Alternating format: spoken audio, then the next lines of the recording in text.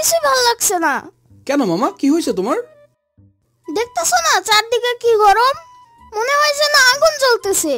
হ্যাঁ মামা, এই গরমে তো আমি পুরো বারবিকিউ হয়ে গেলাম। আর আমি তো মাংসের কিমা হয়ে যাচ্ছি মামা। হ্যাঁ মামা, বৈশাখ মাসে এত গরম হয় আমি আগে কখনো দেখিনি। মামা একটা কথা বলি। হ্যাঁ মামা বলো। এই গরমে মানুষজন বাইরে কিভাবে কাজ করছে মামা? তাদের কষ্ট হচ্ছে না? কষ্ট হলেও কিছু করা থাকে না মামা, প্রয়োজনের তাগিদে মানুষের অনেক কষ্ট করতে হয়। ইয়ামিন, ফয়সাল তোমাকে আমার বিরুদ্ধে কি কি বললো তাড়াতাড়ি আমাকে বলো। শ্রাবণী, তুই এসব কি বলতেছিস? সি, আমার ছোট বোন হয়ে এই কথা তুই বলতে পারলি? সাম্বা, তুমি সারাদিন আমাদের সন্দেহ করো কেন? আমরা তো তোমার কথা কিছু বলিনি। তুই যে সারাদিন লেখাপড়া বাদ দিয়ে ফোনে কথা বলিস, তারপরে তো তোরা কিছু বলি না। এত বড় কথা? আমি সারাদিন ফোনে কথা বলি, আর তুই সারাত কি করিস সেটা কি আমি জানি না? শ্রাবণী, তুই আমার এই মিথ্যা অপবাদ দিতে পারলি? সাম্বা তো ঠিক কথাই বলছে মামা। আমি আজকেই নানার কাছে তোমার নামে বিচার দেব। তীর নিশানায় লাগছে। না ইয়ামিন, এমন কর না মামা।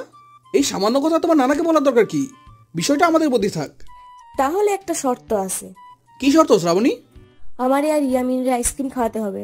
হ্যাঁ মামা, যা গরম পড়েছে, এই গরমে ঠান্ডা ঠান্ডা কুলফি মালাই খেতে মন্দ লাগবে না। ঠিক আছে, আমি রাজি। তাহলে চলো সবাই আইসক্রিম খেয়ে আসি।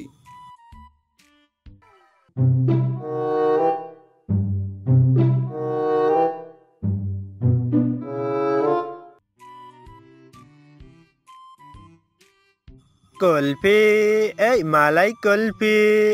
মামা, ওই যে দেখো আইসক্রিমওয়ালা, চলো ওই দোকান থেকে আইসক্রিম কিনে খাই। কুলফি মালাই খান, কলিজা ঠান্ডা করেন। কুলফি মালাই খান, মাথা ঠান্ডা করেন।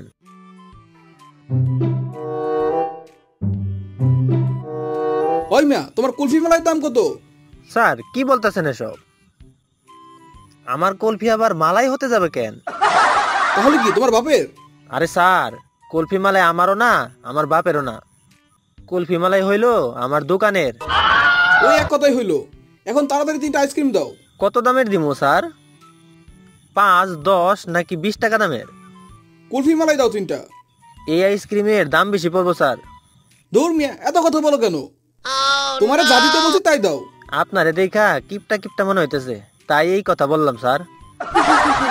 কিপটা ফয়সাল, তোর গার্লফ্রেন্ড রে এইসব কথা বলে দিব।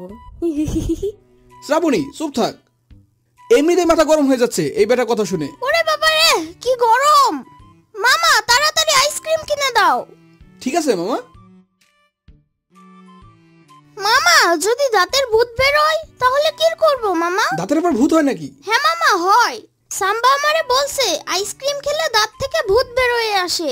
শ্রাবণী তো চরম মিথ্যাবাদী, ওর মুখ দিয়ে সব মিথ্যা কথা বের হয়। ফয়সালের বাচ্চা, হাতে আইসক্রিম আছে দেখা তুই বাচ্চা গেলি। বুঝছি, এবার তাড়াতাড়ি বাসায় চল, তা না হলে তোর মেকআপ আবার নষ্ট হয়ে যাবে এই গরমে। মামা তাড়াতাড়ি বাসায় চলো, আমার টুনটুনিতে গরম লাগছে। হ্যাঁ মামা চলো, বাসায় গিয়ে গোসল করলে তোমার পক্ষিতে আর গরম লাগবে না। পানির নিচে ডলফিনটা তো জঙ্গলের মতন, হে ডাকটা জঙ্গলের মতন।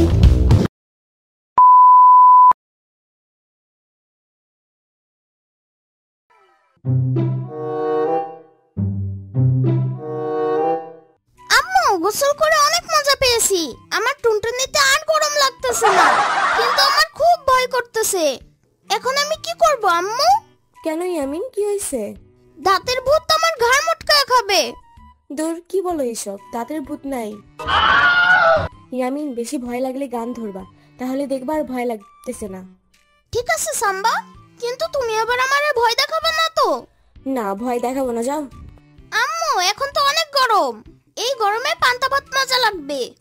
ঠিক আছে, কাল সকালে আমরা মরিচ ভাজার পেঁয়াজ দিয়ে পান্তা ভাত খাবো। এখন তুমি তোমার রুমে যাও। ঠিক আছে আম্মু।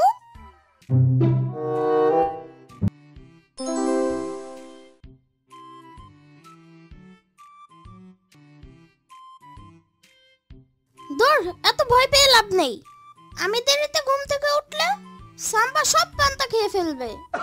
আমিন, এই আমিন। কে আমারে ডাকে? আমি ডাকি, আমি। তুমি কে? আমি গরমের ভূত।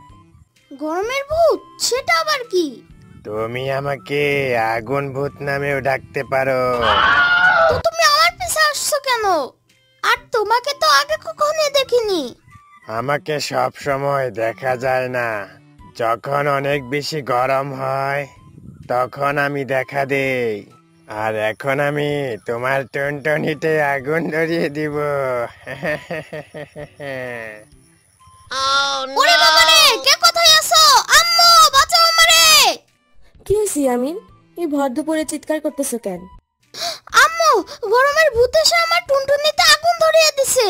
ওরে বাবা রে, আমার টুনটুনি পুরো ছাই হয়ে গেল। ইয়ামিন, আগুন ভূত গরমের ভূত এসব কিছুই নাই। বিদ্যুৎ চলে গেছে, এর জন্য তোমার গরম লাগতেছে হয়তো, তাই এমন করতেছো। আরে হ্যাঁ, তাই তো। আমি তো শুধু শুধু এতক্ষণ ভয় পেলাম। সাম্বা যদি জানতে পারে তাহলে আমার মানিজ্জত কিছুই থাকবে না। ইয়ামিন, চুপ করে আছো কেন? কি ভাবতেছো? কিছু না আম্মু। ঠিক আছে, তাহলে এবার ঘুমাও।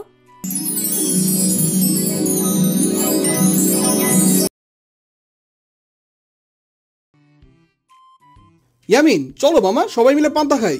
এই গরমের দিনে পান্তা খেলে শরীর ঠান্ডা থাকবে। আমার টুনটুনিও ঠান্ডা থাকবে মামা। হ্যাঁ মামা, তুমি চিন্তা করো না। এইবার তোমার কিপটা বাপরে দিয়ে এসে কিনা বই। সারাদিন শুধু মজা করে এসির বাতাস খাবো। আহ, কি যে শান্তি। তখন আর আমাদের গরম লাগবে না। এবার চলো, খাবার টেবিলে সবাই আমাদের জন্য অপেক্ষা করছে।